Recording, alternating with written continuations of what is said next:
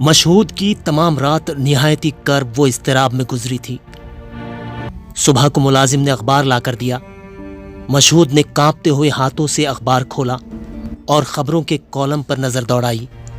یکایک ایک ہلکی سی چیخ اس کے منہ سے نکل گئی۔ اس سرخی پر اس کی نظر تھی۔ ایک بچہ موٹر سے کچل گیا۔ وہ واقعے کی تفصیل پڑھنے سے ڈرتا تھا۔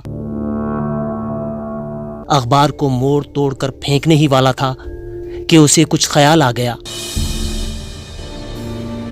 اس نے اخبار کو سیدھا کیا۔ خبر یوں تھی: کل 3 بجے سپہر کو عالم نگر کی سڑک پر ایک 4 برس کا بچہ موٹر سے ٹکرا گیا۔ موٹر ایسی تیزی سے نکل گئی کہ اس کا نمبر نوٹ نہیں کیا جا سکا۔ بچہ مستری خداداد مرحوم کا تھا۔ زخمی بچے کو اس کی ماں کے پاس مکان نمبر 75 واقع گنج پور پہنچا دیا گیا، لیکن 2 گھنٹے کے بعد اس کا انتقال ہو گیا۔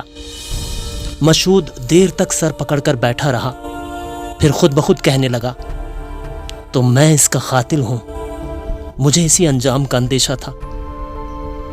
کل سے کتنی مرتبہ ارادہ کیا کہ حادثے کی جگہ پر پہنچ کر تحقیقات کروں کہ میری کار سے جو بچہ ٹکرایا تھا اس کا کیا حشر ہوا، کون تھا، کس کا تھا، لیکن جانے کی ہمت ہی نہ ہوئی۔ آخر اب معلوم ہو گیا، لیکن کیا کروں؟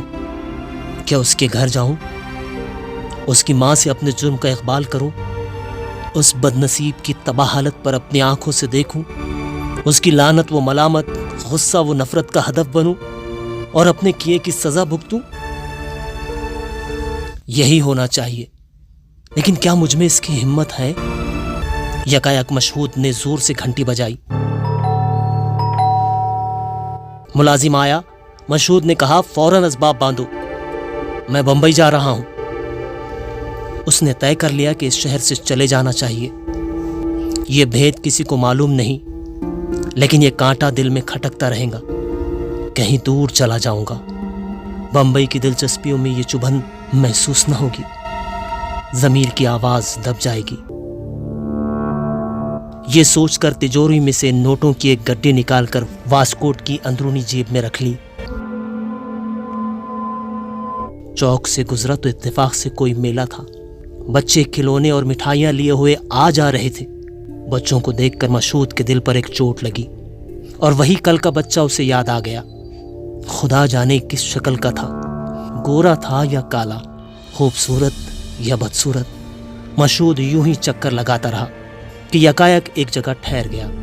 ادھر ادھر نظر دوڑائی، دل میں کہنے لگا، یہ تو گنج کا محلہ ہے، یہیں کہیں اس کا گھر ہوگا۔ کیا نمبر تھا؟ 75۔ سامنے کی گلی میں لوگ بہت آ جا رہے تھے، اس کے عزیز رشتہ دار آتے جاتے ہوں گے، میں بھی چلوں۔ یہ سوچ کر وہاں سے آگے بڑھ گیا، تیزی سے قدم بڑھاتا ہوا چلا۔ اب مشہود کے چہرے پر سکون، چال میں استقلال اور دل میں ہمت تھی۔ مکان نمبر 75 پر پہنچ کر اس نے زنجیر ہلائی۔ ایک بوڑھی عورت دروازے پر آئی۔ مشہود نے کہا، مستری خداداد مرحوم کی بیوہ اسی مکان میں رہتی ہے؟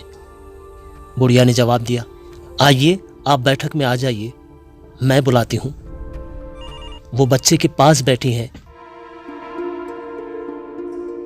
بیٹھک میں زنانِ مکان کا دروازہ تھا۔ ذرا سی دیر میں دروازے کے پاس سے آواز آئی، آپ نے مجھے بلایا تھا؟ آپ کون ہیں؟ مجھ سے کیا کام ہے؟ مشہود کا کلیجہ اچھلنے لگا۔ آواز میں حزن و اندوہ کا اثر ہے۔ ابھی رو کر اٹھی ہوگی، اس پر مصیبت کا پہاڑ میں نے توڑا ہے۔ اس عورت نے پھر سے کہا، آپ کون ہیں؟ مشہود نے جواب دیا، سنو، جو کچھ ہونا تھا ہو گیا، اب بدلا نہیں جا سکتا، اور میں جو کچھ کہنے آیا ہوں اس سے تمہارے صدمے کی تلافی نہیں ہو سکتی۔ تمہاری زندگی اس بچے کے دم سے تھی، وہ نہ رہا تو اب تمہارے لیے دنیا میں کیا رہا؟ پھر بھی میں یہ کہنا چاہتا ہوں کہ تم جو رقم چاہو مقرر کر کے مجھے بتا دو، میں ہر مہینے تمہیں پہنچاتا رہوں گا۔ عورت نے کہا، میں نہیں سمجھی آپ کیا کہہ رہے ہیں۔ اس مرتبہ آواز میں حیرت تھی، کوئی برہمی اور برافروختگی نہ تھی۔ مشہود نے کہا، بی بی، مجھے خدا نے بہت کچھ دیا ہے، میں ہر رقم خوشی سے دے سکتا ہوں، اور جب تک تمہاری کوئی خدمت نہ کروں گا میرے دل کو اطمینان نہ ہوگا۔ عورت نے کہا میاں اللہ آپ کو بہت سا دے، میرا بچہ سلامت ہے۔ مشہود کو اپنے کانوں پہ یقین نہ آیا کہ یہ کیا سن رہا ہے، متحیر رہ گیا۔ مشہود نے لرزتی آواز میں کہا بچہ سلامت ہے؟ میں نے اخبار میں پڑھا تھا۔ عورت نے کہا مجھ سے آج صبح لوگ کہتے تھے کہ اخبار میں چھپ گیا ہے، لیکن وہ خبر غلط ہے۔ بے شک لڑکا موٹر سے ٹکرا کر گر پڑا تھا، لیکن چوٹ سے زیادہ دہشت سے بے ہوش ہو گیا تھا۔ ڈاکٹر صاحب کہتے ہیں کہ چوٹ جلدی اچھی ہو جائیں گی۔ مشہود کو ایسا معلوم ہوا جیسے کسی نے اسے موت کے چنگل سے چھڑا لیا ہو۔ خوشی کے مارے اس کے آنسو نکل آئے۔ کانپتی ہوئی آواز کو سنبھالتے ہوئے بولا کچھ حرج نہ ہو تو مجھے بچہ دکھا دو۔ عورت نے کہا بہت اچھا، میں ہٹی جاتی ہوں، اندر آ جائیے۔ مشہود اندر گیا تو دیکھا کہ دالان میں خوبصورت گورا چٹا بچہ پلنگ پر لیٹا کھلونے سے کھیل رہا ہے۔ اس کا سر اور ہاتھ پٹیوں سے بندھا ہوا ہے۔ اس کو دیکھ کر مشہود کی آنکھوں سے آنسو جاری ہو گئے، اور پھر خیال آیا کہ اگر میں ضمیر کی آواز کو دبا دیتا اور ادائے فرض کی پرواہ نہ کرتا تو یہاں تک نہ آتا، اس حقیقت سے بے خبر رہتا اور ساری عمر اپنے آپ کو قاتل اور بزدل سمجھتا رہتا اور ہمیشہ اپنے اوپر نفریں کرتا۔ مشہود نے کہا بیٹے کیسے ہو؟ خیریت سے تو ہو نا؟ کیسے اچھے کھلونے ہیں، کہاں سے لائے ہو؟ بچے نے غور سے دیکھ کر کہا آپ کون ہیں؟ ڈاکٹر صاحب تو نہیں؟ اب میرا ہاتھ نہ کھولنا۔ مشہود نے کہا نہیں میاں، ڈاکٹر نہیں ہوں، تمہارے ابا کا دوست۔ لو دیکھو اس میں کیا ہے۔ مشہود یہ کہتا ہوا نوٹوں کی گڈی سے بھرا لفافہ بچے کے ہاتھ میں دے کر دروازے کی طرف چل دیا۔